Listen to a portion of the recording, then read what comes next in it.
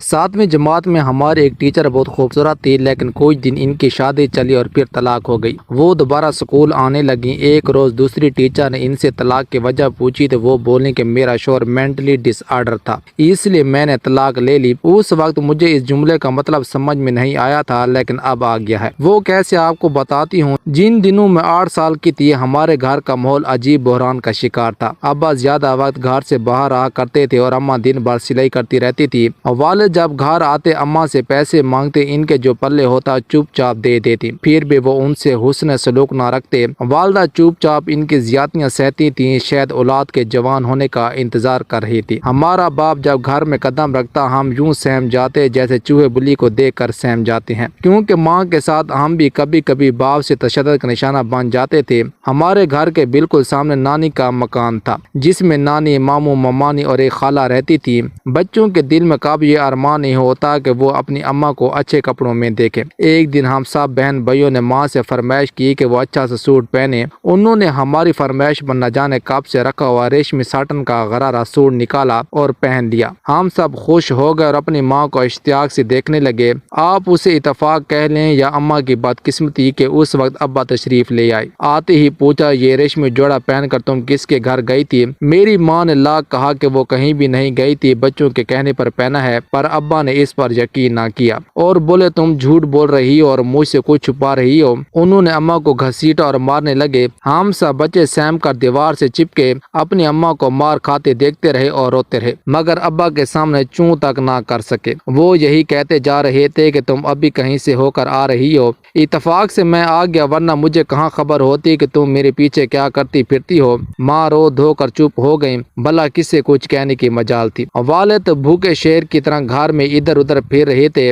اس دن کے بعد میری مسکین اور محنت کش ماں نے کبھی اچھے کپڑے نہ پہنے اور نہ ہی ہم نے پھر فرمائش کی۔ مجھے اچھی طرح یاد ہے کہ ایک بار امی گھر میں اکیلی تھیں اور ابا بھی بیٹھے تھے کہ ایک عورت ماں سے کپڑے سلوانے آئی۔ اس کو دیکھتے ہی وہ آگ بگولا ہو گیا اور کچھ کہے بغیر ایک گھونسا امی کے منہ پر جڑ دیا۔ ماں کے منہ سے خون نکل آیا۔ ابا گرج رہے تھے کہ خبردار آئندہ یہ عورت یہاں نہ آئے۔ حالانکہ یہ عورت پہلی بار ہمارے گھر آئی تھی۔ ابا نے عورت کے بارے میں کچھ نہ بتایا کہ انہوں نے اس کے بارے میں ایسا کیوں کہا ہے۔ ان کے جانے کے بعد میری ماں بیچاری اس دن اتنی روئیں کہ شاید ہی کبھی اتنی روئی ہوں گی۔ میں نے پوچھا بھی کہ ابا نے کیوں اس عورت کے لیے ایسا کہا ہے، کیا وہ اسے جانتے تھے یا وہ اچھی عورت نہیں تھی؟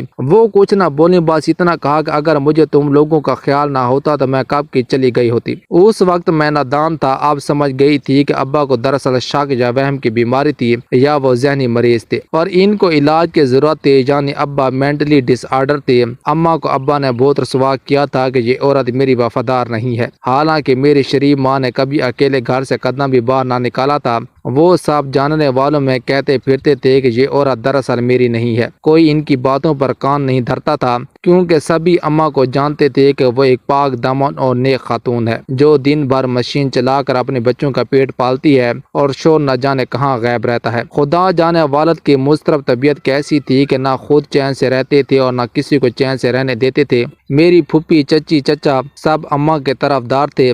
وہ ابا کو یہ غلط کہتے تھے، ہر ایک ان کی عادت جانتا تھا۔ میری پھوپھی صرف 2 سال کی تھی جب ہماری دادی وفات ہو گئی تھی، تبھی ان کو امی کی گود میں ڈال دیا گیا۔ انہوں نے ان کو اولاد کی طرح پالا پوسا اور جب ان کی شادی ہو گئی تو ہمارے باپ نے ان کا بھی گھر میں آنا جانا بند کر دیا۔ ہم ان کے لیے تڑپتے تھے اور وہ بھی۔ امی پھوپھی کو یاد کر کے روتے، مگر شور کے ڈر کی وجہ سے ملنے نہ جاتے۔ کبھی کسی قریبی رشتہ دار کی شادی پر البتہ ان سے ملاقات ہو جاتی تھی۔ میری بڑی بہن کی شادی ہوئی مگر وہ سسرال والوں سے سمجھوتا نہ کر سکی تو ان کا ذہنی توازن بگڑ گیا۔ انہیں سسرال والے ہمارے گھر چھوڑ گئے۔ جب ان کو دورہ پڑتا تو وہ اول فول بکتی۔ ایک روز ابا بیٹھے بیٹھے بولے، یہ پاگل نہیں ہے، بنتی ہے، میں اس کو ابھی ٹھیک کرتا ہوں۔ وہ لکڑی لے کر باجی کو مارنے لگے۔ اماں سے نہ دیکھا گیا تو رونے لگی، ہم سب بھی رونے لگے۔ ابا نے باجی کو مار مار کر بے دم کر دیا تھا اور بولا، اب یہ اس طرح ٹھیک ہوگی۔ چند دن بعد پھر انہوں نے بیٹی کو بیٹ سے مارا کہ اچانک دلہا بھائی آ گئے۔ انہوں نے جو دیکھا کہ علاج اس طرح ہو رہا ہے تو وہ باجی کو ساتھ لے گئے۔ امی نے خدا کا شکر ادا کیا کہ یہاں سے تو وہ اچھی رہے گی، اور واقعی دلہا بھائی نے جب ان کا علاج کروایا اور سسرال والوں نے بھی پیار دیا تو وہ ٹھیک ہو گئیں۔ اور وہ رات مجھے خون کے آنسو رلاتی رہی جب امی بخار سے تڑپ رہی تھی اور ابا ان کے سامنے بیٹھے بے فکری سے سگریٹ پی رہے تھے۔ میری ماں رات بھر بخار میں تڑپتی رہی، صبح ہر غم سے نجات پا گئی۔ ان کو پوری زندگی سکون نہ ملا مگر قبر میں جا کر سکون ملا ہوگا، وہاں تو کوئی انہیں ستانے والا نہ تھا،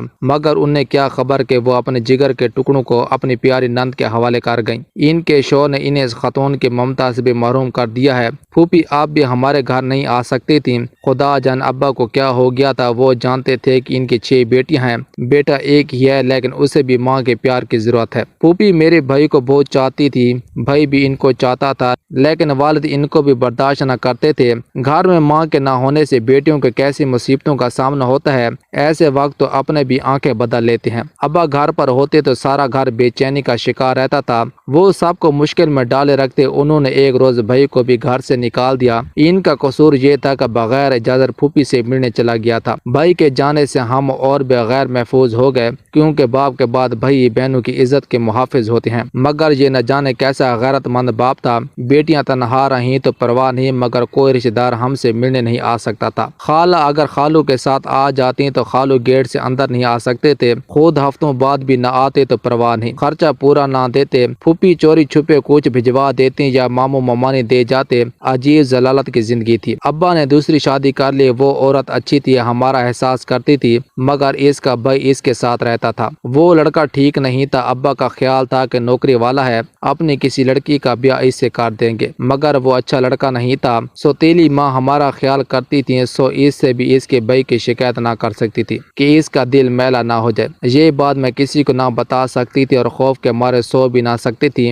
عادت کی وجہ سے ایک روز ذرا سی بات پر ابا نے دوسری بیوی کو بھی مارنا شروع کر دیا۔ پھر کیا تھا، اس نے تو اسی وقت سامان اٹھایا اور اپنے بھائی کو لے کر چلی گئی۔ ابا سے بولی میرا بھائی کا مئو ہے، مجھ کو پال لے گا، مگر تیری بچیاں بن ماں کی ہیں، ان کا خیال کون رکھے گا۔ جب وہ چلی گئی تو ابا سر پکڑ کر بیٹھ گئے، ناچار نانی کو منت سمجھ کر کے لے آئے اور اس کے بعد ایسے گئے کہ پھر نہ لوٹے۔ خدا جانے کوئی حادثہ ہو گیا یا کیا ہو گیا۔ ماموں نے تھانے اور جیل سے بھی پتہ کروایا مگر وہ نہ ملے۔ ہم نے بھی دعا کی کہ جہاں رہیں عافیت سے رہیں، مگر ہمیں ستانے کے لیے نہ آئیں تو اچھا ہے۔ بیچارے ماموں نے ہمارا بکھیڑا یوں سمیٹا کہ ہم سب کو گھر لے آئے اور اپنی بیٹی سے میرے بھائی کی شادی کر دی۔ وہ ابا کے گھر رہنے لگے اور ہم بہنیں ماموں کے گھر۔ یوں ماموں نے رفتہ رفتہ سب بہنوں کی شادی کی، ایک چھوٹی رہ گئی تھی، وہ پھوپھو کے پاس چلی گئی۔ اس طرح ہمارے گھر تو بس گئے، مگر ہمارے ابا کے گھر کا گھریوا ہو گیا۔ آپ سوچتی ہوں کہ کہیں میرے والد مینٹلی ڈس آرڈر کے شکار نہ ہوتے، کیا خبر مردوں کو یہ مرض کن حالات میں لاحق ہوتا ہے اور ان کا ذہنی توازن بگڑ جاتا ہے، کیا خبر ابا کسی پاگل خانے میں ہوں۔ ایسا سوچتی ہوں تو بھی دکھ ہوتا ہے، خدا جانے ہمارے معاشرے کے یہ دکھ کب دور ہوں گے اور ان کو کون دور کرے گا۔ اوکے دوستوں، امید ہے آپ کو یہ ویڈیو اچھی لگی ہوگی، اگر اچھی لگی تو چینل کو سبسکرائب کریں، بیل کے آئیکن لازمی دبائیں تاکہ ہر آنے والی ویڈیو کی نوٹیفیکیشن آپ تک پہنچ سکے۔ اوکے، خدا حافظ۔